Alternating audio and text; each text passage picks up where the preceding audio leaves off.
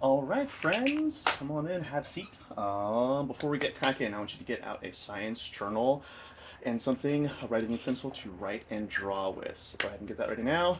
Pause the video if you're watching virtually. All right, great. So before we get started on today's lesson, I have a short video I want to show you, and I'm going to kind of explain it as we watch so you know what we're talking about today. Don't be put off by the weirdness of watching a computer through a computer if you're watching this on a computer. It's 2023, the machines are talking to each other, get used to it. So I'm going to put this on and I'll explain as you watch. So what we're looking at here is a visualization of global temperature changes from 1880 to 2021. It's based on data from NASA's Goddard Institute for Space Studies, which is an organization that studies space stuff and climate change especially. So each ring is a year that goes around. It starts in January, goes to December, and each year it goes in a circle and kind of like it's the visualization of the average temperature over time.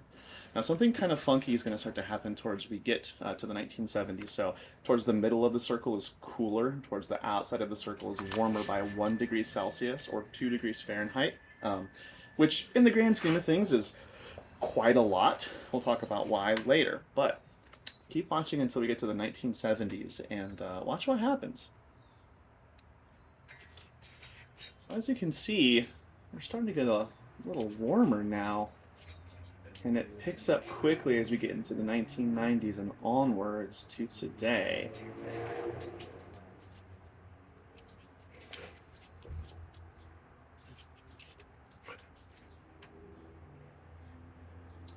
So, I'm going to tilt it up so you can see the visualization of the temperature changes over that time span, 1880 to 2021, and how it definitely gets substantially hotter towards the end. And remember that 1 degree of difference is quite a big deal in the kind of like global scheme of things. So the question is, what's going on here? Why is the world getting hotter so quickly all of a sudden? What are the implications of this? What's going to happen because of this? What are some of the symptoms of this happening? And is there anything we can do to stop, reduce, or even reverse this cycle of temperature change? To talk about that, we have to talk about something called the carbon cycle.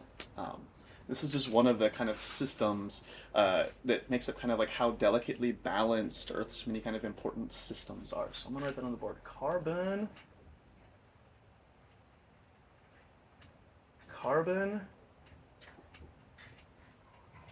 cycle. And let's dissect this a little bit, okay? So carbon, you may have heard of before. Carbon is an element. It's one of the basic elements that make up all matter. It's right there on the periodic table, number 6, if you're counting. And it's critically important to pretty much all life. All life that we have examined so far contains carbon. If you've ever heard the term carbon-based life forms, there's a reason for that, right? It's because all life we know so far is dependent on carbon for its structure and its energy sources. So we're going to go ahead and so carbon is like an element for life. Carbon is in everything. It's in your amino acids that make up the proteins that make up your body. It's in glucose, which is kind of like the main energy source for your body. It's in ATP, which, if you haven't heard of that before, is kind of like a metabolic messenger. That's a different science lesson. And it's in your DNA. Okay? All life needs to take in carbon from its environment to make more of itself and to reproduce, either from the atmosphere or by consuming other things that contain carbon, other living things. Just a side note, if you've heard the word organic before, organic has two meanings. In like food, organic means that a food has been produced without any pesticides or like in an all natural way. But in science and chemistry, organic, like in the terms organic chemistry or organic materials, means things that contain carbon. Okay, either carbon produced or derived from living things. Carbon is found in fossil fuels and in tons of other materials and applications. It's like diamonds are made of carbon, graphite, etc. Yeah, so the cycle part refers to kind of like a repeating pattern of Earth's kind of natural production and consumption of carbon. So it's like how things kind of go to keep the amount of carbon that's in Earth systems kind of balanced and in equilibrium. So I'm just going to put the cycle and say like repeating process. Okay? So carbon cycle, carbon is an essential element for life, and a cycle just means it's a repeating kind of process of how this gets moved around. Okay? So the carbon cycle starts, as most cool things do, with our glorious, kind of horrifying furnace in the sky, the sun, the star named Sol, giving its name to our solar system. Let's give it some death rays here. The sun, okay? And it also starts with Earth's atmosphere. So you may have heard of the chemical or the gas called carbon dioxide before, okay? So carbon dioxide, I'm going to write the actual name of that down here too. Carbon dioxide, okay, is in the atmosphere. It's a carbon-based molecule. It's usually in the form of a gas, which is why it's in the atmosphere, and it does a lot of things. But most importantly to this cycle is that it traps heat and inside the Earth's atmosphere, and it reflects light from the sun. Okay, so now we're going to get into the actual cool cycle stuff. It starts with the sun and with carbon dioxide gas in the atmosphere. Now what happens in this cycle is our good friends, the plants, right here, plants on Earth, plant-based life forms, take in energy from the sun and carbon dioxide from the atmosphere, as well as a little bit of our good old friend water, both from rain and from beneath the Earth. And I'm going to write you a little chemical equation down here, okay? So it takes in light and CO2, carbon dioxide, and water, H2O, from the ground or from rain. And it turns it into a chemical called glucose, which is, it's what plants are made of, it's what their structures are made of, but it's also what we use for energy, which we'll get to in a minute. Okay, keep that thought. So I'm going to write just a chemical equation real quick here. This you don't have to remember. We'll talk about this more later. But I am going to write that it's called glucose plus oxygen. Plants spit out oxygen. They take in light, carbon dioxide, and water, and they spit out oxygen, and they make themselves out of glucose. Okay? Now, the next part is where we come in. By the way, this processor, I'm going to go ahead and label this. This is called carbon fixing. And it's called carbon fixing because it takes free kind of like loose like carbon dioxide or carbon from the air and the loose carbon dioxide, and it fixes it into solid structures. It fixes it into the glucose that comprises plants, okay? So it's taking this kind of gas and it's like solidifying it. It's called carbon fixing. Anyways, next step, animals. Oh, by the way, anybody know the name of this whole process where plants take in light and produce oxygen? You may have learned it previously. It's called photosynthesis. You guessed it. Hooray, first try. Photosynthesis. Okay? Photosynthesis. Got a little messy there. The next part is where we come in. Animals. Okay? People are animals. So we count, I'm going to draw, not a person, but some kind of unidentifiable, like agricultural animal here. This might be some kind of hybrid of like a cat and a cow. I don't know. Anyways, look. They're whiteboard markers. It's hard, okay? What happens here is in a process, not called photosynthesis, but called respiration. You may have heard of respiration before. We usually think of respiration in terms of breathing, but it's way more complicated than that, okay? Way more complicated. What we do is we take in, well, not we, we, yes, but also other animals. We eat plants or other animals that contain carbon, other life forms that contain carbon. We eat them.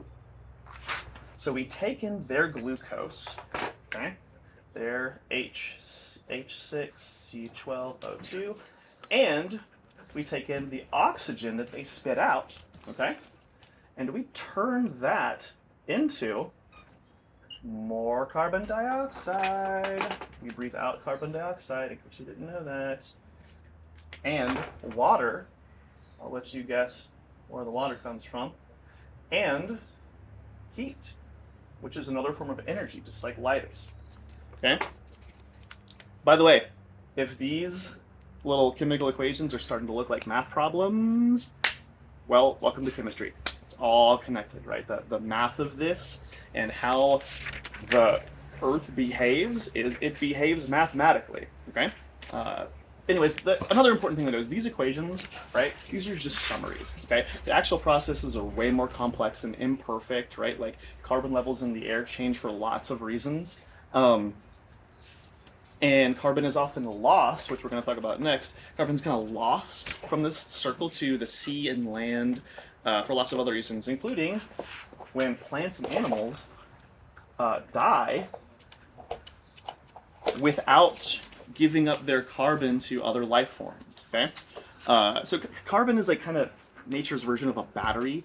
It stores and transfers energy between the Earth and its inhabitants, and it doesn't like to go to waste. So Earth finds ways to keep the carbon around. So when animals and plants die, they decompose, and right there, they decompose and become all kinds of things. They become fossil fuels. If they end up in the ocean, they become something called calcium carbonate, which isn't super important to this, but it's basically what shells are made of, like seashells. And ultimately, when those shells die and decompose, they turn into limestone and sedimentary rocks that get recycled back into the earth. And carbon in the land, I'm going to draw this over here in a second. I'll go ahead and draw the water right here so you can get a little glimpse of what's to come, okay? Carbon in the land is recycled into fossil fuels, but also things like graphite that goes in pencils and diamonds and all kinds of fun things. Now, there are natural processes that extract this kind of like wasted carbon from the sea and the earth.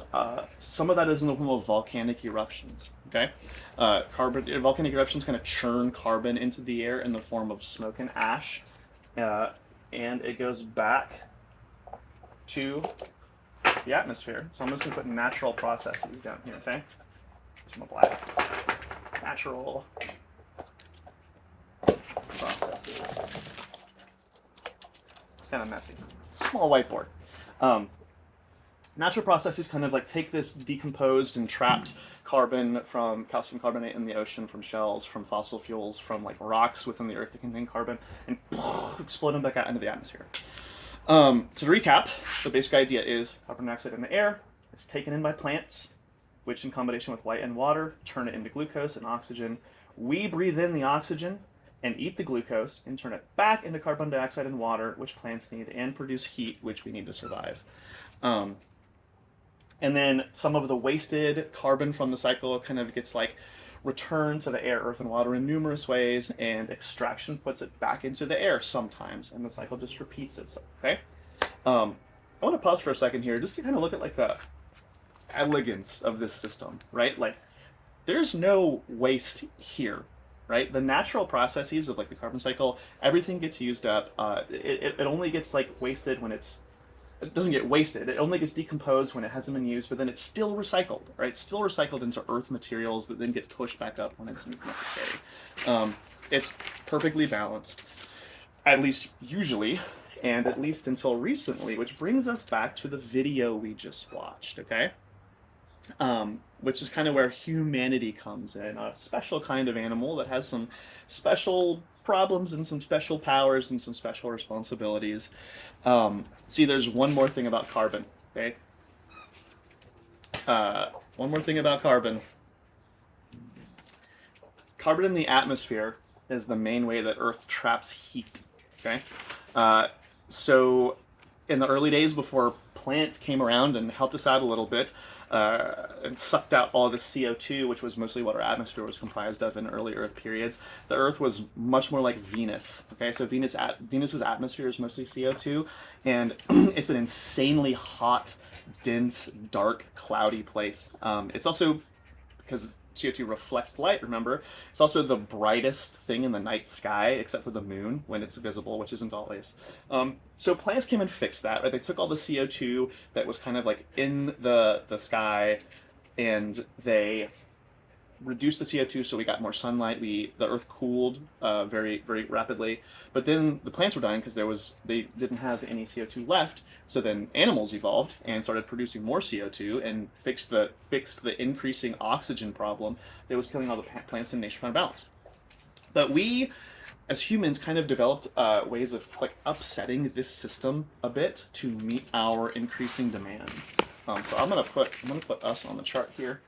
And remember, too, let's give ourselves a little bit of grace. I thought I had an orange, but I guess I don't. We're gonna be, what color should we be?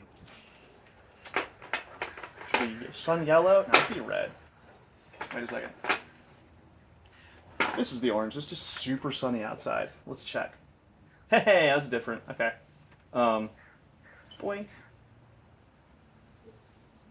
Anyways, as I was saying, I'm going to draw a little car here and some factories. Let's give ourselves a little bit of grace when it comes to this, okay? Because without kind of what we're going to talk about next, this extraction process and using up carbon, we wouldn't have invented a lot of the things we've invented. If we didn't use trees for fuel and gas for fuel, we wouldn't have TikTok, I guess. So keep that in mind as we continue forward, okay? What we do is we extract. I'm going to put down here in human color. Decomposing also goes to fossil fuels. Okay, fossil fuels. And we extract some of those fossil fuels, and honestly, some of the products from animals too. We extract it and we use it for fuel to power our whatevers, our Honda Civics and our electric lights and our air conditioning and our TikToks and our laptops and phones, and we make whiteboards out of them. So we pump that CO2 back into the atmosphere. Okay, CO2 is a waste product of our kind of industrial use of it. And this is where it gets tricky, because when we burn these fuels, the level of carbon in the atmosphere is kind of increased to higher than its normal range, where we throw the whole system kind of out of whack when we pump in these extra non-natural ways of returning the carbon dioxide to the atmosphere.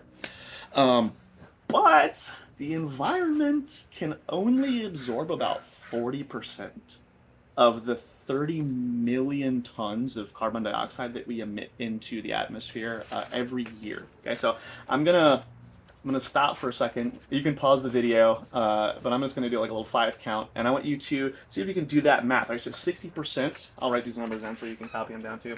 Got 30 million tons of CO2 that we emit every year, and about 60% of that does not get reabsorbed into the atmosphere and back into plants. So take a minute, pause the video, 5 count. See if you can figure out how much CO2 we're pumping into the atmosphere every year.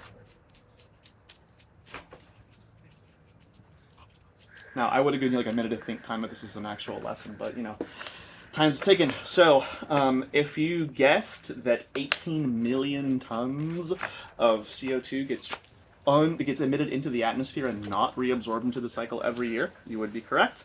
That's a lot, and it's increasing every year because our consumption of resources is increasing every year. Now, all that carbon that we're pushing back into the air does what, right? What does carbon dioxide do in the air? Like we talked about before, it traps the sun's heat and reflects the sun's light. So it causes temperatures to rise on the Earth and tons of other adverse effects.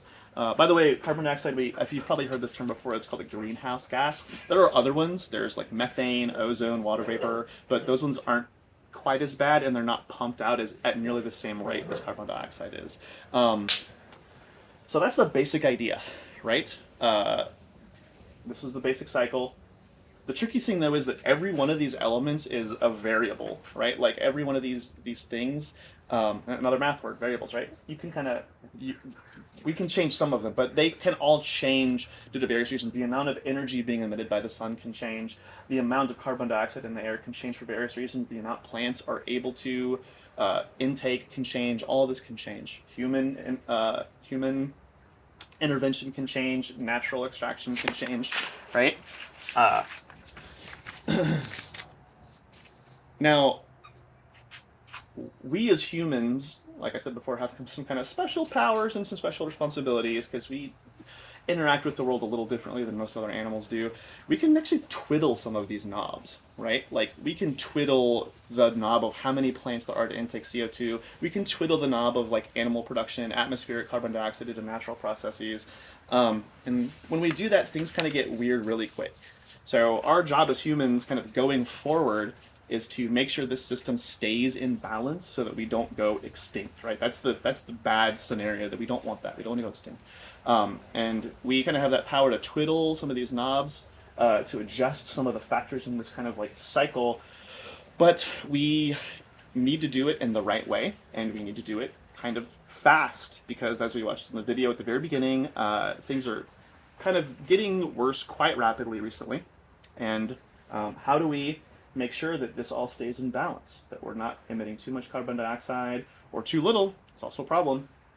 And what kind of ways can we get that done, right? So that's it. This is the carbon cycle. I have a couple questions for you to think about. Question one: what factors increase the amount of free carbon dioxide? I want to write these, but I don't have space, so maybe I can do it later, or you can write them down as I talk.